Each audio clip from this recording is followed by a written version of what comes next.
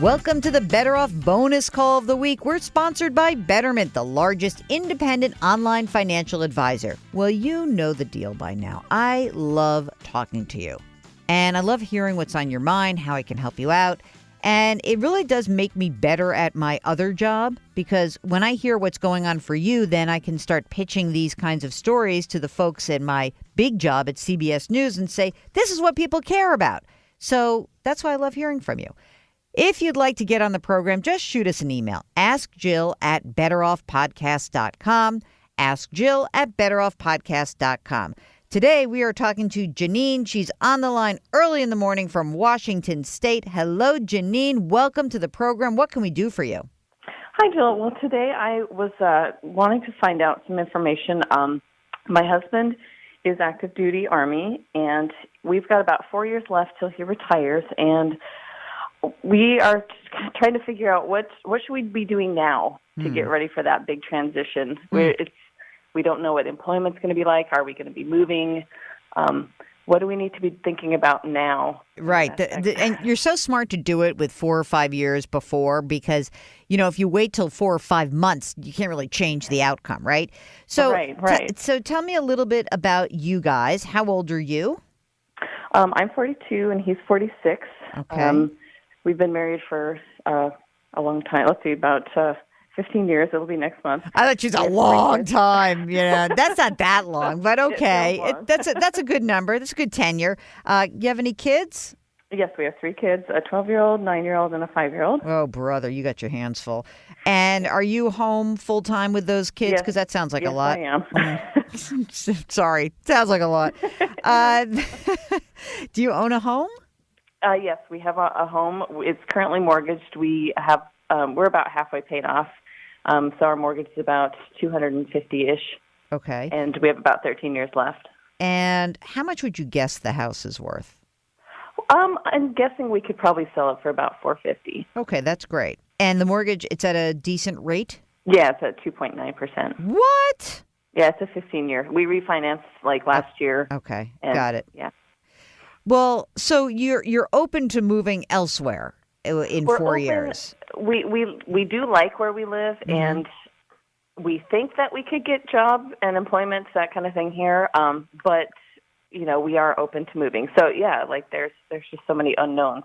Yeah, I know. Where are you guys from originally? Originally, I'm from Montana. He's originally from Idaho. We met and married when I was still in the Army, and then so yeah, Pacific Northwest is kind of where we like to think about. Of course.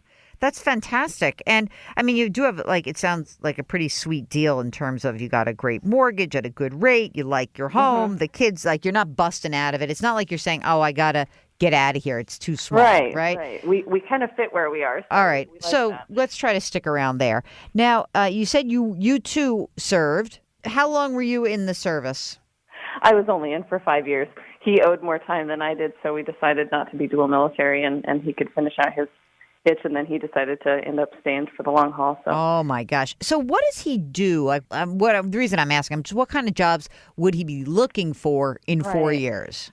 So he's a physician in the Army, but he's internal medicine, and he is subspecialized, but he could do kind of a little bit of internal medicine, like primary care, or he's specialist in endocrinology, so he could specialize as well. So he's employable. This is sweet. Yeah, We're not exactly. worried. I'm not worried at all. I got nervous. I thought you were going to tell me he had some weird special expertise that is only used for military something or others. Okay. No, he's employable for sure. Okay. He's got to know, how much do doctors in your area earn? That's a very good question. I don't think he does know. I don't think I'm the planner in the family. So I've done more of this legwork. So okay. Let's find that out. Let's find out. I don't know where you live. I'm going to make it up. But let's just say you live in Seattle, because Washington State means exactly one. Is that terrible? Give me another town to pick. Tacoma is close. Olympia is close. Okay, so let's go to Tacoma. This is what I think you should do. You're going to put on your investigative journalistic hat, and you're going to say, how much does a primary care physician make in Tacoma?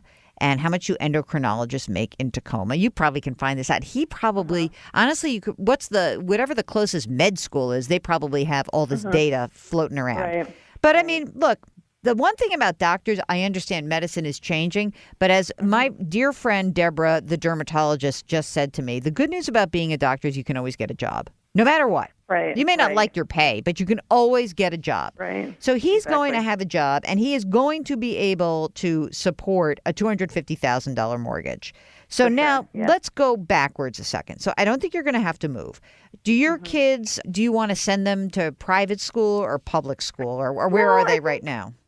Right now they go to public school, and we're happy with the school that they're in. They're doing well. And as far as going to college, I don't have any, aspirations that they're going to be, going to MIT or anything big, fancy or anything like that. But I would like them to get a college education and, be able to support themselves because I don't have a basement and a couch. So I understand. For right now, tell me what is in the left side of the balance sheet. So how much money do you have in savings? So right now we have about $30,000 just for emergency fund. We've got some retirement. He's been contributing to the thrift savings plan. Yep. And we're at $450 with that. $450 as in $450,000? Right. You said it very nonchalantly, like it was $4.50. No. So I was pausing to give you kudos and say $450 is a good number. That's awesome. Yes. What about you? Do you have old retirements floating around? I have an old TSP which only has $48,000 in it. It just sits there. It doesn't really do anything, but I didn't do anything else with it. It's just there. Okay. We both have Roth IRAs. I have a Betterment. I just switched mine over last year, and it's at $130. Okay. Great. And then he has a Roth IRA at $150.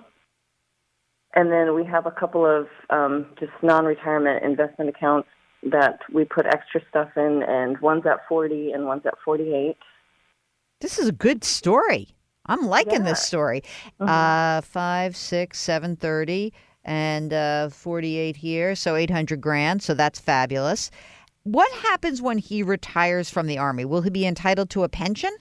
Yes, he will be earning a pension. And so he starts earning that immediately upon retirement. And so he will be getting, it looks like about annually after taxes, if we do the after tax 28%, which is what the calculator online shows, it's about $56,000 a year.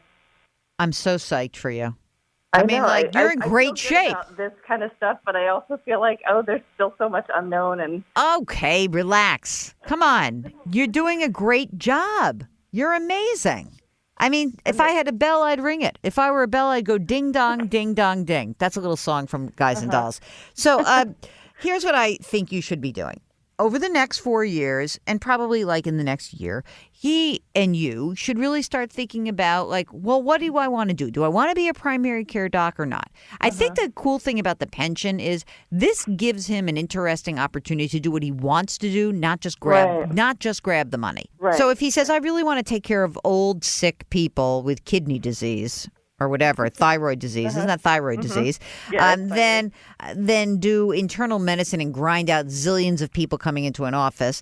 He can have the choice because he's got this 56 grand coming in. I mean, he's got to make 200 grand a year. He's as a physician. I'm guessing at least that. Right? Even if he did primary care. That's right? Sort of my ballpark, I'm thinking. That's what I'm thinking also. And so, on the 200 plus the 56, even, you're in great shape. And you can put money away as you are currently doing. Is there any reason why you would consider opening a 529 plan for the kids? Oh, we have those already underway also. Very good. How much in those approximately? So for the 12-year-old, she's got 46. For the 9-year-old, 40. And for the 5-year-old, it's 26. And we just kind of keep pecking away at those every month, too. Okay. You know what? You've got to calm down. You're in amazing shape. You may be the best caller that we've had in a long time, except for the guy who had millions and millions and millions of dollars. The only thing that I would do in anticipation of the transition is he should take some time off for sure. Like that's just real life. So that means beef up your emergency reserve fund so that he can just take some time and chill out. You know why? He's never going to have the chance to do it again until he retires. That's true. He's just not. The thing that people will do is they'll say, I just want to get started as soon as possible. Don't do that. Take the time. I mean, this from the person, I have so many, like, I don't have regrets about anything except I have regrets that at a time where I could have taken a really clean break, I didn't. And that was dumb. Yeah, and it is a big change moving from being in the all-military world to the all-civilian. It's a whole new culture. And do you think it's going to be harder for him to deal with the crazies that come into his office? I don't know about the crazies. I think just the pace. I think he's really, the military medical system is very blessed that you can take more time with your patients, and it's not a, see 30 patients in one day kind of thing. Right. And I think they just want you to be a workhorse when you're a civilian, and so that's that's going to be a transition. So I think that he can be a little choosy about maybe more of a lifestyle practice rather than one of these cranking, crazy places where you do have to do that. I mean, what you have done for yourselves in being such good savers is give yourselves opportunity to have a really great next career. That's what I think is so fantastic. Again, imagine if you hadn't squirreled away all this money and you hadn't done all these things. Then it would have to be like, okay, I just got to go work for the highest paying practice, even if it's horrible. You're not in that situation. Exactly. You're like, you don't have to move anywhere. You don't have to do anything. If you said you want to move back to Montana and he could be the country physician making $89,000 a year, I'm sure he could because you got that much money. So I think you're in great shape. So one of the things that he should be looking at when he's starting to talk to different practices is, number one, do I have to buy into a practice? Because that I don't know if you'd be psyched about. Yeah, I don't know. I doubt it. Okay, so if I'm the CFO of the family, I doubt if he's going to want to learn how to do that. Exactly, because I was just going to say it's a whole different thing. So number two, what are my benefits going to be? I'm sure in the Army, you have a TSP. Many of these places have 401ks. Sometimes they have really cool retirement accounts for the sort of senior physicians in a practice. Right. What are the other things? The plain old life insurance and disability insurance and all that stuff. So look into that just because he's probably had a very nice package of things. The beautiful thing about working for the armed forces overall is that they kind of do the thinking for you on this stuff. Right, exactly. So you do a little of the thinking for him. He's going to do a little research. And I think your guys are going to be in great shape. And I just really think you can relax because I know that until you get there, it's hard to anticipate what it's going to be. But the one thing you do know is that the money thing is not going to be an issue. Right. All right. And that is a huge weight. So, well, I appreciate all your help today. Of course. Good luck, and we'll look forward to hearing more about this cool new endocrinologist primary care physician in Washington State. Lighten it up. All right? Very cool. Thank you so much. Take care. Good luck. Bye-bye. Okay, that's a wrap of our Better Off bonus question of the week. If you've got a question, it's simple. Send us an email at askjill@betteroffpodcast.com. We'll arrange to get you on. And don't forget, in just a couple of days, there's a brand new episode of the Better Off Podcast sponsored by Betterment. Talk to you then.